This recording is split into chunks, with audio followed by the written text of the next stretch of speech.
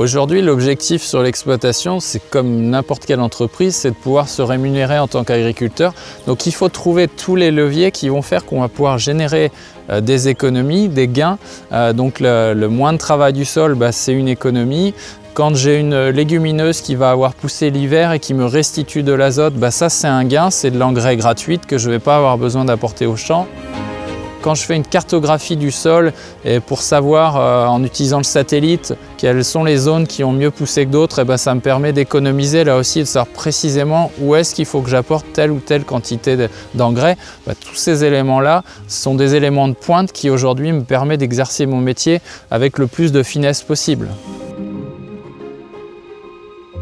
Ici, sur cette réserve, l'eau est pompée dans la rivière qui est juste en contrebas, à moins de 500 mètres. Et c'est vraiment le côté gagnant-gagnant d'aller prendre de l'eau à une période où ça n'a quasiment pas d'impact sur le milieu l'hiver parce qu'il y a des débits importants. On crée des oasis dans les champs grâce à l'irrigation.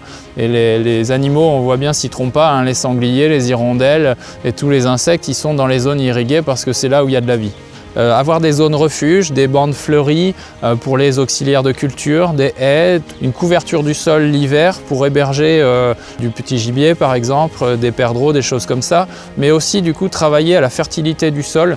Et c'est tout ça, cette agroécologie, un équilibre entre l'agronomie et l'écologie pour faire en sorte que demain on soit dans un système durable et avec une fertilité du sol qui soit maintenue.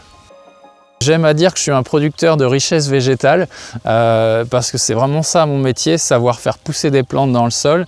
Et c'est en ça où on a besoin d'outils et de gens autour de nous, comme la Chambre d'agriculture, qui vont nous accompagner pour vraiment faire en sorte que nous on se concentre sur ce qu'on fait de mieux, c'est s'occuper de nos champs.